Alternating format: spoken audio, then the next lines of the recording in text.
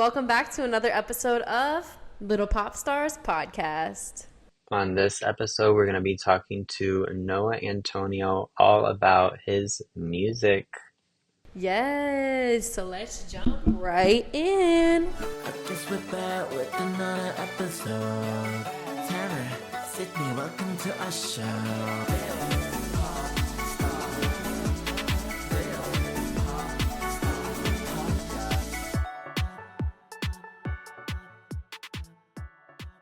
Thank you so much for inviting me. I'm honestly I love your idea of this podcast.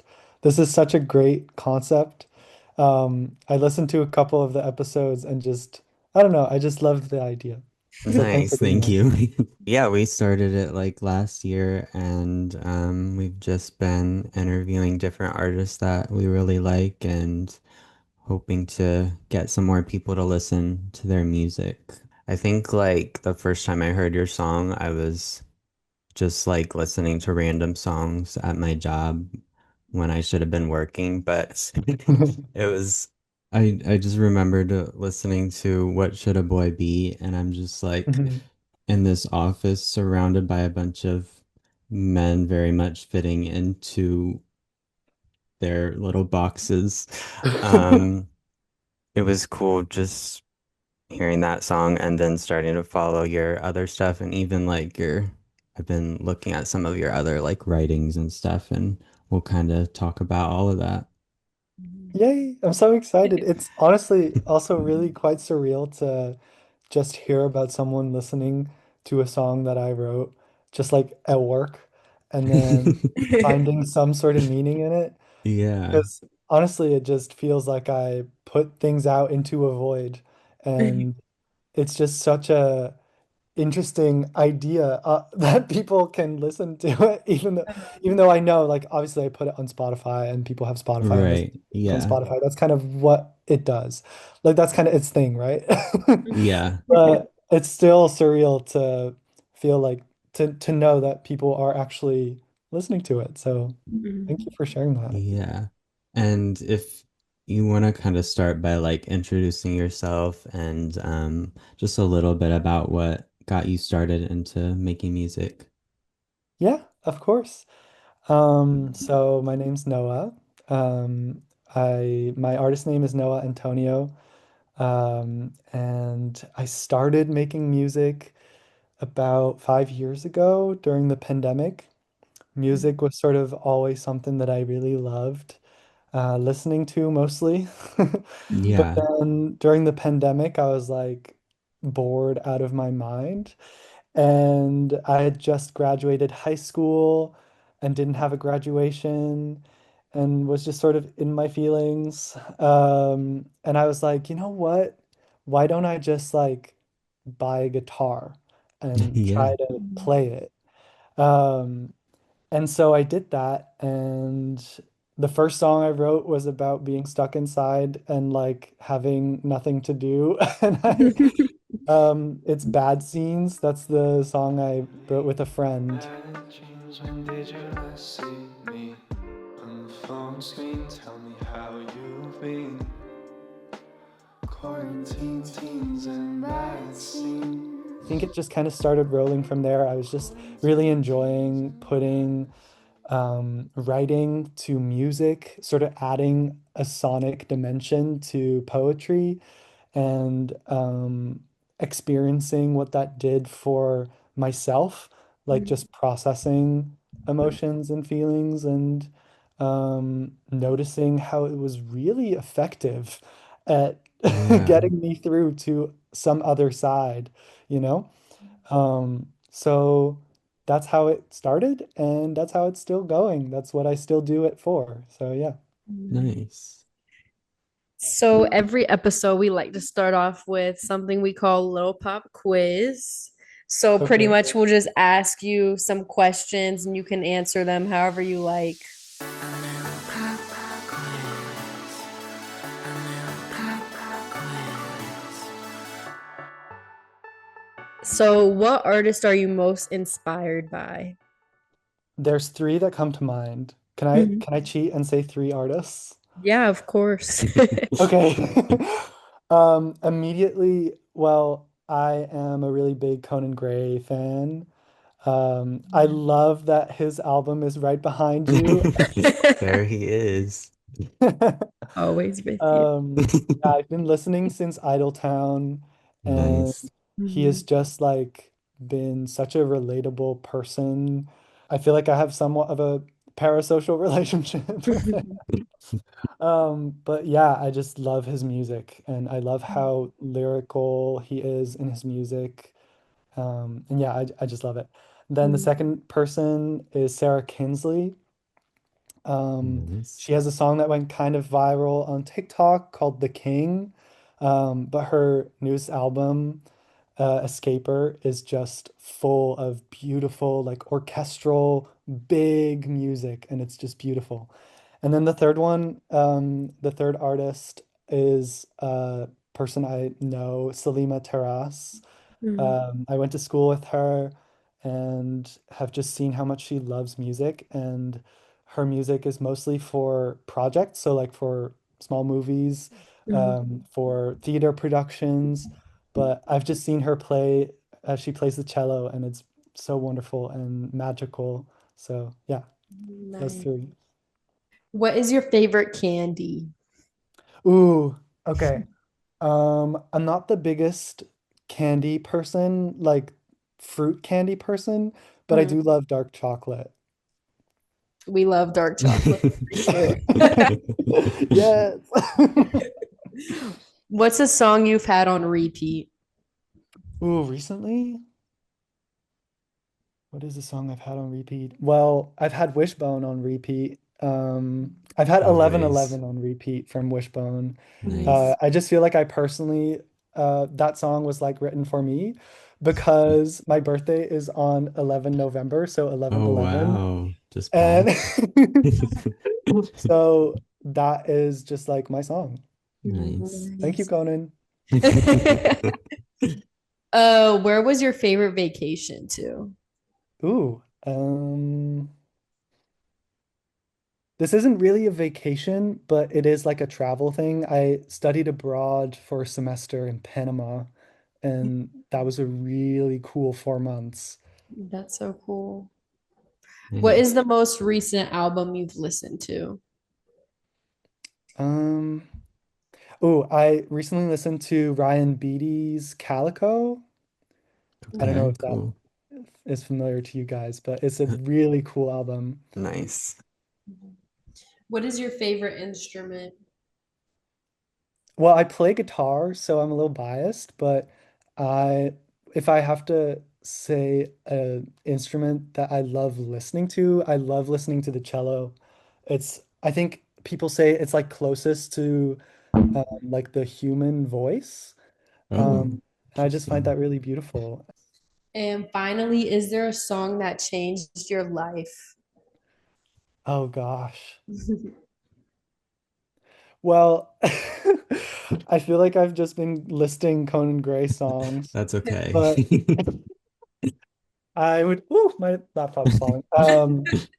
I would say that crush culture was life-changing when I was 15 years old and I had my first crush on a boy and I was very confused and I was just like, why is this even a thing? I don't want to be a subject of crush culture. Get me out Yeah, of here. So I was just very much relating to crush culture and it changed my life because of that. Yeah. nice. He's got a lot of life-changing songs, I think. Oh yeah, literally all of them. All of them. So kind of now digging a little deeper into your music, since you first like released your first song to now, um, how has like your, I guess, feelings on releasing it changed? Was there a lot of pressure from yourself when you first released stuff? Yeah, I think the first time I released a song, it was really sort of, I was sort of desensitized. I was like, I'm just gonna put it out there and I'm not gonna care about it. Because I was really scared. So it's kind of Yeah. like a coping mechanism. But my relationship to releasing has really changed.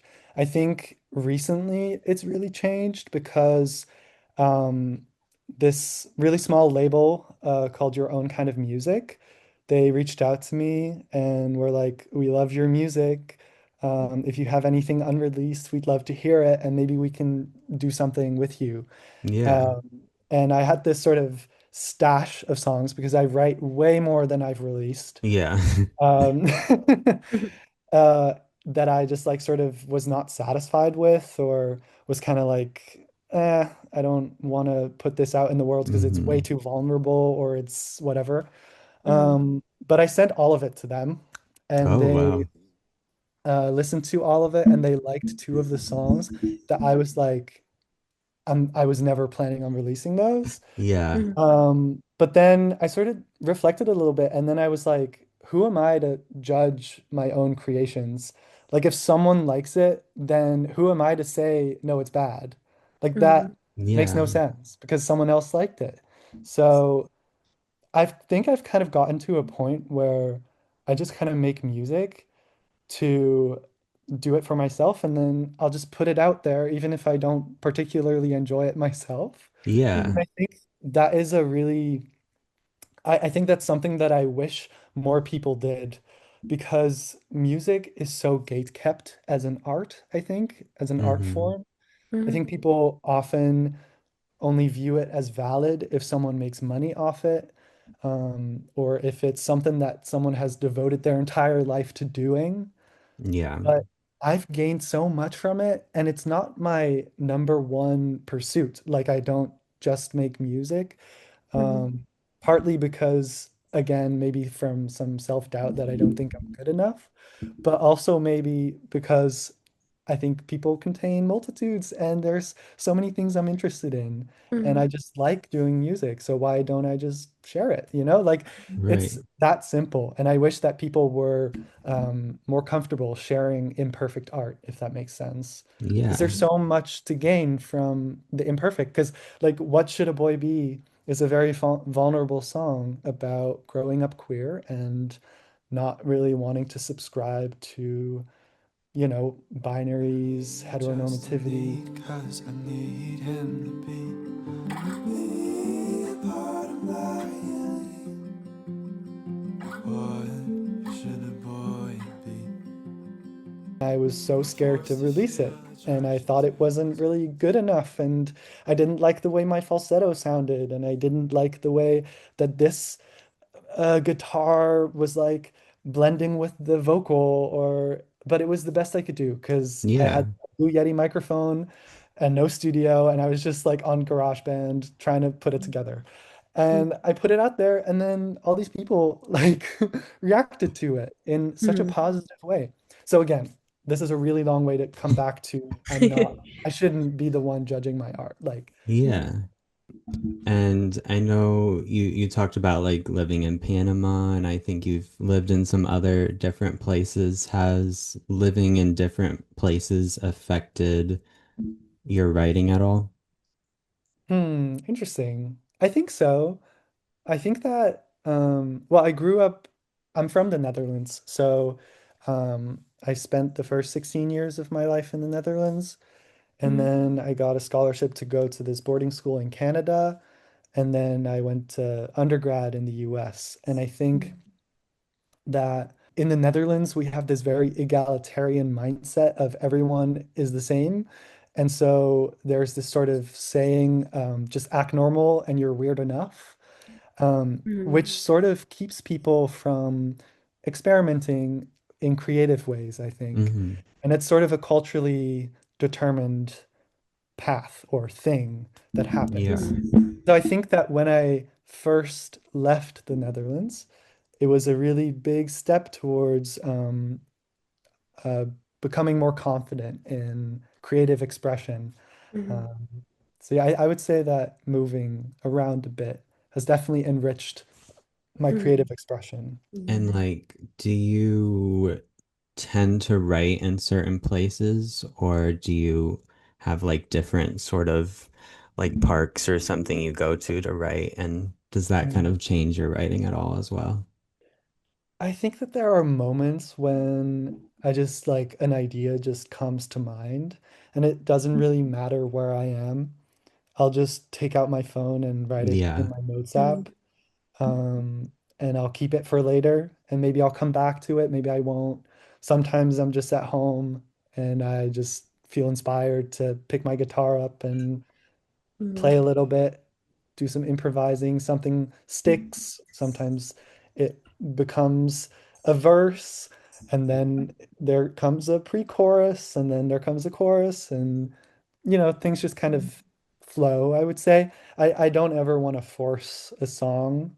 So, yeah, Yeah. Mhm. That makes just Nice. sense. anywhere, anytime, Yeah. whenever. Whenever. Uh, and when you create a song, do you usually come up with the title first, or does that kind of like come later? I think that comes last. Hmm. Um, Interesting. Yeah, I think that first the song needs, it's kind of like growing a tree, if that makes sense. Like when it's just a sapling, how are you going to know what it becomes, you know? Like it Right. needs to it needs to mature, and that means that sometimes it takes 2 years for a song to actually feel ready. Like Mm. my song Running Youth. Standing by your side is a man. I think they must have been a pair. I wrote that like 3 years ago or 2 years ago. Um, and it just took a lot of time for it to become what it is now. Not even in terms of the sound or the production, but just what it is to me, you know? Mhm. And then it got the title Running Youth after I re decided to release it. Yeah. Mhm. Nice. And kind of going off of that, like with how sometimes things take a long time. I saw a piece you wrote on your Substack about like perfectionism. Mm. Is that something that you still kind of struggle with, even though I know in that you kind of wrote that sometimes you want to just kind of put things out without it being necessarily perfect. Yeah. I mean, it's part of the reason why I wrote it and then published it on Mhm. Substack was because I wanted to convince myself to. I Mm-hmm. think sometimes we create things because we want to believe in the things that we create. Yeah, so I've definitely not become the master at sharing imperfect art, Yeah. but it's sort of wishful thinking and hoping that those ideas, when I put them into the world, stick to some people and they'll share something, and that'll inspire someone else to share something that they've made. Mhm. Because we're our own like most extreme critics. Yeah. Just share everything. Share it Yes. all. Right? Yeah. And do you think you feel like more creative freedom when you're making these songs by yourself? I have worked with other people, and I've I think that when I worked with other people, um, sometimes something comes out of it that I would never have considered, and Mhm. then it really adds to the song. Or sometimes someone suggests a different like rhyme, and it's like, wait, that actually makes so much more sense. So I think it's with anything, like more brains make something better. Mhm. But it's a tricky balance too, because sometimes a song is really personal and I don't want anyone Mm-hmm. to have a say in the words or the song itself. And it's just mine. Mhm. So it really depends on the song and what it means to me and to whoever would be working on it with me. Mhm. Yeah, I did kind of think about with some of your songs being so vulnerable, like it would be almost hard to collaborate on the like lyric side of that, but I guess Yeah. on maybe like the production or melody side might be good. Yeah, for sure. And I know you have like a lot of your cover images for your songs are like little doodles. Did you do all those? Yeah. So for most of my songs, I've just drawn it myself. Mhm. Um, just like adding a little bit of pen to paper. Mm-hmm. Honestly, it's not artistic masterpieces again, Mhm. but it's just I just like drawing too. Um, and I don't consider myself a drawer or anything. Yeah. Or how'd you call that? A drawist? I don't know. Illustrator. Um, an illustrator. Damn. English is my second language. That's That's my okay. excuse. I don't consider myself a drawer. No shit. Um, anyways, uh, but yeah, I do most of those myself. Yeah. Nice. Nice. Is there one of those images that you've drawn that you resonate with the most? Yeah, actually, the one on my song Ghosts, I just love that little ghost. Like, so cute. We love a little Recently ghost. became a scuba instructor. They were taken by the ghosts. Though they're far, they feel so Kind of close. earlier And you they mentioned how like you aren't necessarily making music to like do it for a career, I guess, but more so just because you like putting it out there. I think some people might find it hard to see the value in that without them making like some sort of financial benefit. But how would you say you see value in making music? Well, I find it quite sad if people make art to just get a financial trade-off there. Yeah, Although, of course, it's really nuanced because for some people, art is their one calling and that's like what they want to do. And then to be an artist and simultaneously function in society today, you have to make money, right. um, because you need to sustain yourself. Right. And like most people don't have the privilege of just sort of going out, making art, and not having to worry about making money and paying rent and having Mhm. enough money to buy food and whatnot. So this is obviously like a very personal thing, but for me, I mean, I'm in school, I'm doing a master's program that's not at all related to music. But I just love the process of creatively expressing myself. And I think it's really fundamental to how I make sense of the world and of myself. And so I think creative expression is something that people are afraid of a lot of the times. And I've been very afraid of it.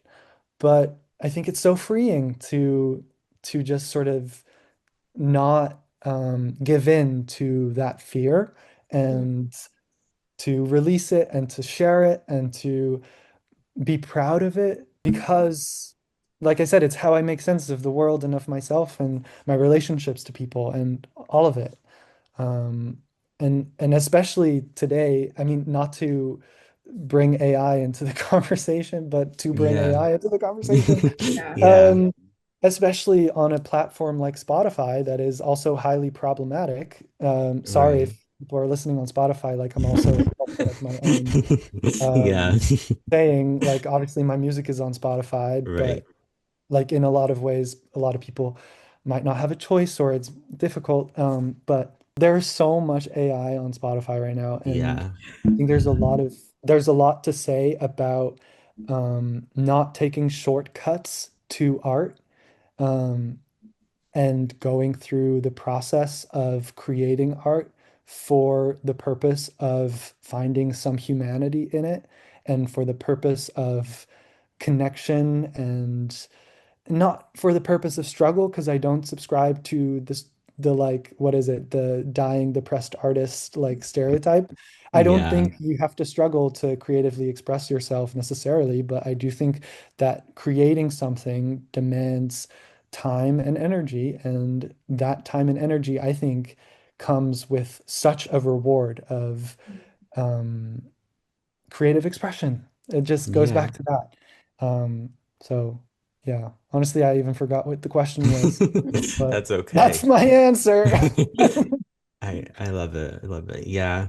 I think with like even like with this podcast and finding all sorts of artists that are more so just doing it because they love it. And then it is just unfortunate that there is like now these AI generated songs that like Yeah. are, I guess, some in some cases gaining more popularity than actual artists, you know? Yeah, and I had a whole debate with someone on Substack about this actually. Honestly, bless her heart, but she was telling me that AI has helped her creatively express herself because she loves to write poetry and all the writing was hers, but she used the AI to put sound to poetry. Um, and I've not made up my mind about that. I feel like, sure, there is a value to using that and creatively Right. expressing yourself through Yeah. that route. But yeah, I don't know. It's interesting. I haven't fully formed my thoughts on that. But I just value the process of sitting in my bedroom, just playing a bunch of guitar and coming up with melodies and humming to it and finding lyrics and melodies that comfort me as I'm creating. It's like one of the most rewarding things, just sitting with yourself and playing some kind of melody that just really does it for you, like that Hmm. just really helps you through something. And uh, yeah, I don't think you need AI for that. I think anyone with an instrument, and anything can be an instrument, can achieve that. So Yeah. I don't really see why we would need AI in this process, but that's me. Yeah. How many different instruments do you know how to play? I really just play guitar, but I do have a MIDI keyboard. So recently I've started to try and figure out how to play different MIDI instruments. And for people who are not familiar with MIDI, it's just like a software instrument. So you just have a keyboard and you play notes, and those notes are then translated into different sounds that different instruments make. So you can play like a cello on a keyboard, which is kind of Right. cool. Yeah. And I've just loved trying to layer different instruments and build some kind of melody with it. So yeah, Yeah. And just the guitar, but also a little yeah, bit of MIDI instruments. I don't know. I feel like that is probably a great alternative to the person that suggested they can't make music because it just obviously takes time to learn those things, but the tools are there. Yeah, I mean, any person with even a tomato for a brain, I think, can Yeah, play, can put their finger on a note, like right. it really is that simple. Like music doesn't have to be hard at all, and it often is not, Yeah. actually. And you've done like music and you've also done just like writing outside of like song lyrics and then obviously the illustrations. Do you have like a favorite art form? Well, I do think that for me, what's central to the music is the writing. Mm-hmm. It's honestly why I love Conan Gray so much, because all his lyrics are just mind-blowing. Like Yeah. you listen to it and there's so many meanings and different literary devices that are just thrown in there so masterfully. And that's a really big inspiration for me. So I think the poetry side of what I do is where I gain most of my fulfillment. And Mm-hmm. then just like I said, like adding that musical dimension to it just sort of elevates the core of what I do, which is the poetry. Right. Yeah. So now we're gonna play another little game I'm Another excited. one. called This or That. Okay. Choose your favorite child. So we're gonna say different ones of your songs and just choose which one you like better. Okay, this will be hard. I can do it. Okay. Cotton Candy Skies or Ghost? Oh, they're so different. I would say Cotton Candy Skies. Okay. Cotton Candy Skies or What Should a Boy Be? What should a boy be? What Should a Boy Be or Callow Town? What should a boy be? What Should a Boy Be or Silly Socks? What should a boy be? What Should a Boy Be or Bad Scenes? I love Celine, so um no, what should a boy be? What should a boy be or 10 plus 1? 10 plus 1. 10 plus 1 or Mr. Americana?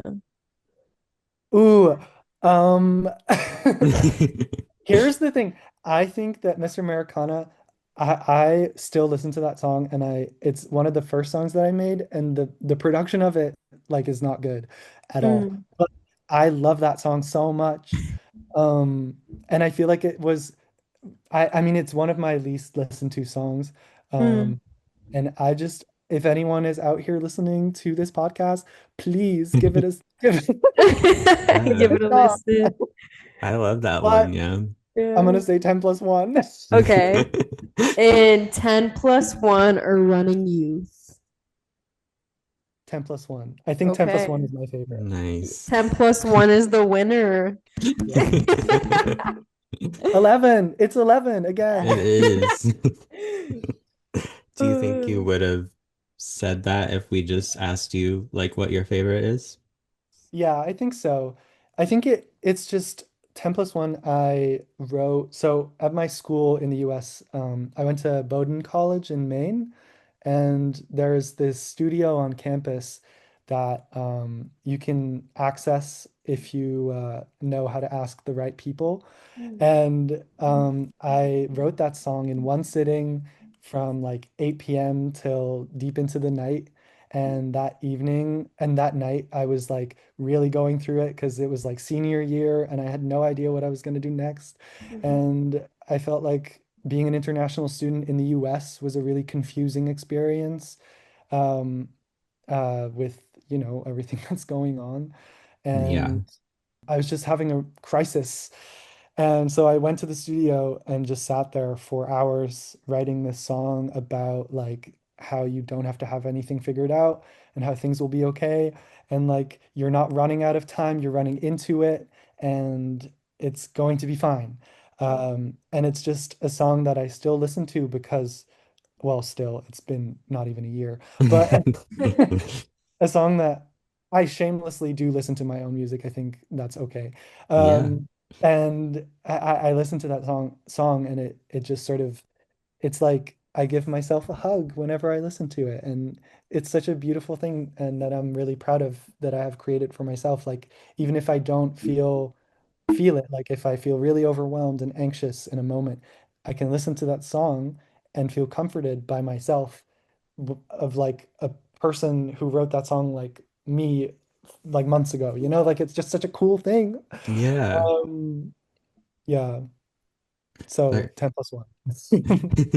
that what you were saying kind of reminds me of something Conan Gray, I think, said where he like wrote a song because no one else wrote a song like it. And I think Mm. I imagine that's probably what you've done as well, writing songs that aren't really at least popular in the world, and giving yourself something to relate to. Yeah, I mean that's the point. Like Yeah. if I wanted to sit here and write like the sun is shining, the cows are eating grass, like Yep. it would be kind of like, okay, sure, that's happening.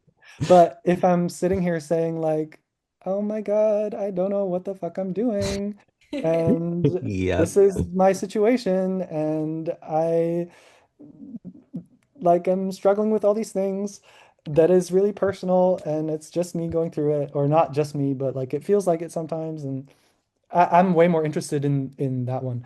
But Yeah. also like happy feelings, of course. Yeah. Do you write happy songs? Um, yeah. I Yeah. do, but I feel like I have a harder time being satisfied with happy songs. Yeah. There must be some kind of psychological thing there. Ask me about that in like 2 years. We'll circle back to that. Yeah. I feel like I don't know, it seems like for me the best things I write are the sad things. I don't know what that's all about, but I guess that's where more of the emotion is coming from. Yeah, and I guess there are lots of happy songs out there that are really good and that people can relate to. Like, I don't know, like Conan Gray, Best Friend, I feel like is kind of a Yeah, happy song. Or like Birds of a Feather by Billie Eilish. Like that's a happy song that's really good. I feel like as long as there's some genuine emotion behind it, yeah, it's good. It's just I think it's easy to be vulnerable and genuine in a sad song because yeah. it feels more isolated maybe. It's yeah, I don't know. Like a happy thing is like anyone like the happy people don't need a song. Like they're already happy. Why would they need Right? a song? So yeah, That's true. Is there anything about like any of your specific songs that you wanted to talk about? I feel like I've already gotten the chance to Yeah, talk about a lot of them, but um, I think they all just mean something to me, and that's really all that matters. And I'm really happy that other people are finding some meaning in it too. So yeah, yeah. definitely. Before we kind of wrap up, are there any smaller artists that you'd like to highlight? Yes, I mentioned already Selima Terras, also Selima Terras on Spotify, and then two of my other friends who also make music, Fran Thorn, Fran, and then Thorn. She makes incredible music, and I don't know why, but somehow the Spotify gods have not blessed her to the degree that I think that she should be blessed. And then Celine Josephina, who's on my song Bad Scenes as well. She also makes Nice. beautiful, beautiful music. So yeah, those three people. Nice. We'll definitely check all of them out. Yay. Yay. Well, thank you so much for talking to us. We're definitely excited to hear and read what you work on in the future. Thank you so much for all the great questions. And again, thanks for asking me to be on this. I feel so grateful and lucky to have been able to share what I got to share. And yeah, thank you so much. Yeah, cool. Course. Yay. Thank you everyone for listening to another episode. Make sure you go check out Noah Antonio's music wherever you listen to music. Yes, thank you guys so much for tuning in, and we'll see you guys on the next episode of Little Pop Stars Podcast. You just feel lost. Take one step in front the other and try to forget about the numbers.